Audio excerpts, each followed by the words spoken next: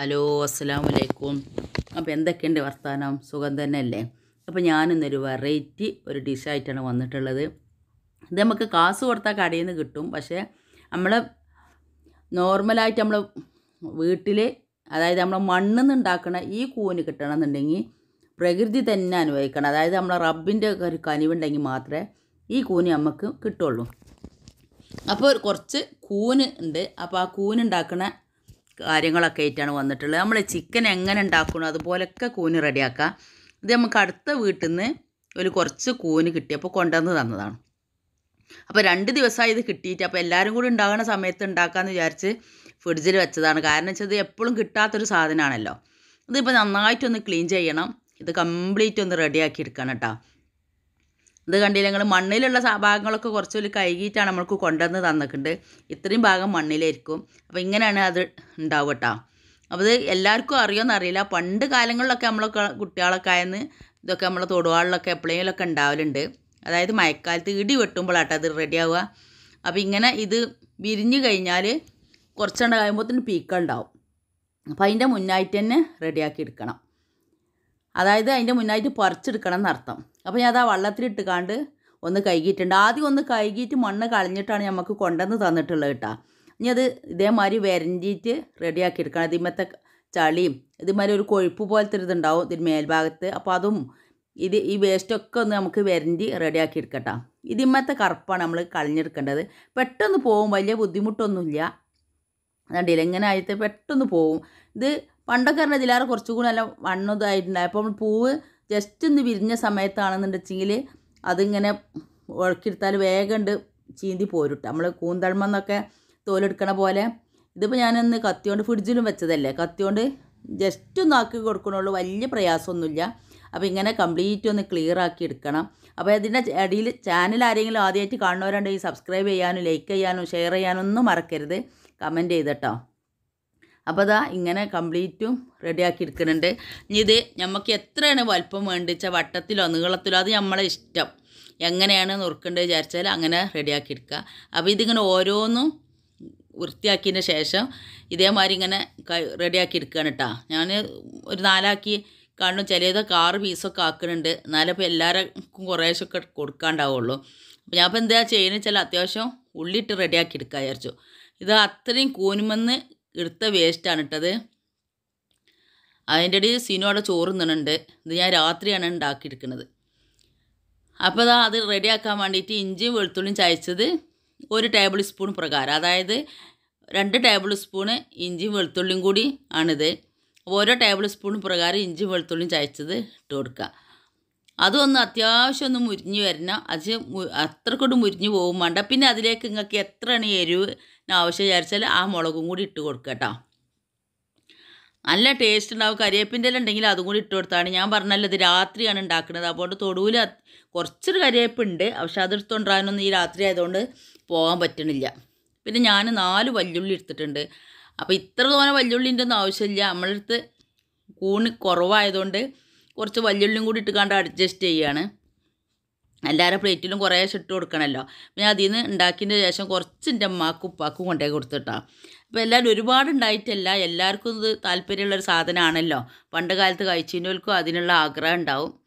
അപ്പോൾ ഇതിലേക്ക് ആവശ്യത്തിനുള്ള ഉപ്പും കൂടി ചേർത്തുകാണ്ട് ഒന്നും കൂടി വഴറ്റിയെടുക്കുകയാണ്. ഇത് അത്യാവശ്യം ഒന്നുകൊണ്ട് വയന്ന് വരുന്നതാണ് നല്ലത് കേട്ടോ. അങ്ങനെ കഷ്ണമായി കിടക്കാതെ ഒന്ന് ഇടയ്ക്ക് ഒക്കെ ഇങ്ങനെ ഇളക്കി കണ്ടാണ് ഈ കോലത്തിലായത്. അപ്പോൾ അത് ഇടയ്ക്കിടയ്ക്ക് മൂടി തുറന്നു കണ്ട് ഒന്ന് ഇളക്കി കൊടുക്കുക കേട്ടോ. ഇപ്പോൾ എന്നാൽ മുരിഞ്ഞും ചെയ്തേക്കണു, ചില ഭാഗങ്ങളൊന്നും മുരിഞ്ഞിട്ടില്ല, അത്യാവശ്യം നന്നായിട്ട് കുഴഞ്ഞ് വന്നും ചെയ്തേക്കണം. ഈ സമയത്ത് നമുക്കിതിലേക്ക് തക്കാളി ഇട്ട് കൊടുക്കാം. അതുകൊണ്ടില്ല നിങ്ങൾ ഈ എണ്ണ പറഞ്ഞാൽ അതിന് മാത്രം എണ്ണ ഞാൻ ഒഴിച്ചിട്ടില്ല.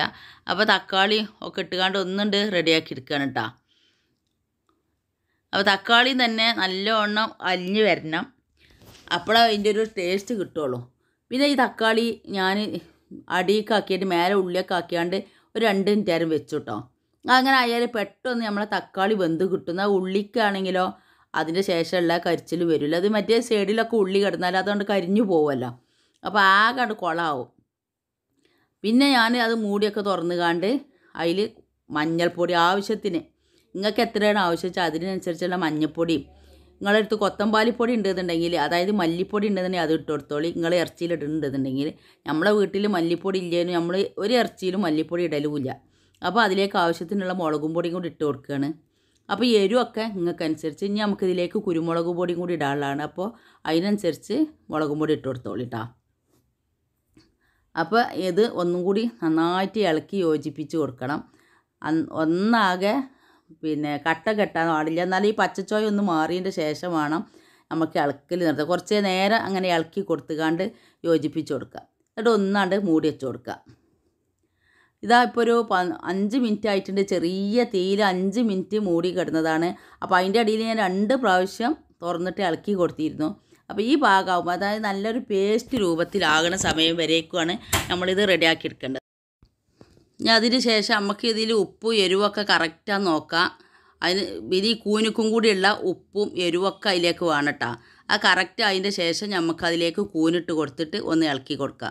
ക്യാപ്സിക്കം നിങ്ങളെ കൈക്ക് ഉണ്ടെങ്കിൽ ഇട്ട് കൊടുത്താൽ മതി. എൻ്റെ കയ്യിലുണ്ടായപ്പോൾ ഞാൻ ഇട്ട് കൊടുത്തതാണ്. ഇത് ഓപ്ഷനിലാണ്, ഇതൊരു നിർബന്ധമില്ല കേട്ടോ ഇടണമെന്ന്. ഇത് ഇട്ടില്ലാച്ചാലും നല്ല ടേസ്റ്റ് ഉണ്ടാവും. എന്നിട്ട് നന്നായിട്ടൊന്ന് മിക്സ് ചെയ്ത് കൊടുത്തിട്ട് നമുക്ക് വെള്ളം വേണമെങ്കിൽ ഒഴിച്ചു കൊടുക്കുക. അപ്പോൾ വെള്ളം എടുത്തതിൻ്റെ ശേഷമാണ് എനിക്ക് ഓർമ്മയായത്, ഇന്നലെ നമ്മൾ ഞങ്ങളിവിടെ ഉപ്പും മഞ്ഞളും വല്യുള്ളിയും ഇഞ്ചി അങ്ങനെ എല്ലാ സാധനം കൂടി ഇട്ടിട്ട് ഒന്ന് വേവിച്ചെടുത്തിട്ടുണ്ടായിരുന്നു. എന്നിട്ട് അത് പൊരിച്ചിട്ടുണ്ട്. അപ്പോൾ ആ വെള്ളം ഉണ്ടല്ലോ ഇവിടെ, അപ്പോൾ അതാണ് ഞാൻ ഒഴിച്ച് കൊടുത്തത്. അതാവുമ്പോൾ നമുക്ക് ഒന്നും കൂടി ടേസ്റ്റ് കിട്ടും ചെയ്യും. അപ്പോൾ നിങ്ങളടുത്ത് അത് എല്ലാവരുടെ അടുത്തും അത് ഉണ്ടായിക്കൊള്ളുന്നില്ല. ഇതിൻ്റെ അടുത്ത് ഉണ്ടായപ്പോൾ ഒഴിച്ച് കൊടുത്താണ്. ഇല്ലയെന്നുണ്ടെങ്കിൽ പച്ചവെള്ളം ഒഴിച്ച് കൊടുക്കുക. നിങ്ങൾക്ക് എത്ര കറി പോലെയാണ് വേണ്ടതെന്നുണ്ടെങ്കിൽ അതിനനുസരിച്ച്, ഇല്ല പെരൻ്റെ കൊണ്ട് കൂട്ടാൻ പോലെയാണെന്നുണ്ടെങ്കിൽ അതിനനുസരിച്ചും ചേർത്ത് കൊടുക്കട്ടോ. ഇപ്പം ഇതിപ്പോൾ ഒരു കറി പോലെ ആയിട്ടുണ്ട്. ഇത് കൂനൊക്കെ അത്യാവശ്യം വെന്തിട്ടുണ്ട്. അപ്പോൾ ഞാനിപ്പോൾ എന്താ വിചാരിച്ചു, എനിക്ക് പെരൻ്റെ പോലെ ആക്കി എടുക്കണം. ഞാനത് മൂടിയൊക്കെ തുറന്ന് കാണ്ട് നന്നായിട്ടൊന്ന് ഇളക്കി കാണ്ട് വറ്റിച്ചെടുക്കാൻ വിചാരിച്ചു. അപ്പോൾ ഉപ്പ് എരിവൊക്കെ കറക്റ്റാണ് നോക്കുകയാണ്. അപ്പോൾ ഈ ഉപ്പ് എരിവൊക്കെ ഉണ്ട്. കാരണം വെച്ചാൽ നമ്മളെ ഈ ഇറച്ചിൻ്റെ വെള്ളം ഉണ്ടല്ലോ, അത് എരിവും കുറഞ്ഞൊരു എരിവും അതേപോലെ ഉപ്പൊക്കെ ഉള്ള വെള്ളമാണ്. അപ്പോൾ അതിനനുസരിച്ച് ഞാൻ ഉപ്പിട്ട് കൊടുത്തിട്ടുള്ളായിരുന്നു. അതുകൊണ്ടിട്ടാണ് ഒന്ന് ടേസ്റ്റ് നോക്കിയത്. പിന്നെ മൂടി തുറന്ന് വെച്ചിട്ടാണ് ഞാൻ വറ്റിച്ചെടുത്തത്. ആ വറ്റിച്ചെടുത്ത സമയത്ത് ഞാൻ എൻ്റെ അടുത്തുള്ള മല്ലിൻ്റെ ഇല ഇട്ട് കൊടുത്തിട്ടുണ്ട്. ഉണ്ടെന്ന് വെച്ചെങ്കിൽ ഇട്ട് കൊടുക്കില്ല, എന്നാലും കുഴപ്പമൊന്നുമില്ല. പിന്നെ നിങ്ങളടുത്ത് ഗരം മസാലപ്പൊടി ഉണ്ടെന്നുണ്ടെങ്കിൽ അതും കൂടി ചേർത്ത് കൊടുത്ത് ഒന്ന് ഇളക്കി വെച്ചാൽ നല്ല ടേസ്റ്റുള്ള കൂൻ കറി റെഡി. അപ്പോൾ എല്ലാ നാട്ടിലും ഇതിന് എന്താ പറയുകയെന്നറിയില്ല, കൂനാണോ എന്താ പറയുകയെന്നറിയില്ല. ഞങ്ങളുടെ നാട്ടിലിതിന് കൂനെന്ന് കേട്ടോ പറയാം. അപ്പോൾ ഇതിലേക്ക് കുരുമുളകിൻ്റെ പൊടി ഇട്ട് കൊടുക്കുകയാണ്. അപ്പോൾ ആദ്യം തന്നെ കുരുമുളകിൻ്റെ പൊടി ഇട്ട് കൊടുത്തു വെച്ചാൽ കുഴപ്പമില്ല. എനിക്ക് ഈ വെള്ളം ഒഴിക്കാനുള്ളതുകൊണ്ടാണ് ഇട്ട് കൊടുക്കാൻ. ഇതിൻ്റെയൊക്കെ ടേസ്റ്റ് ഉണ്ടാവുമല്ലോ.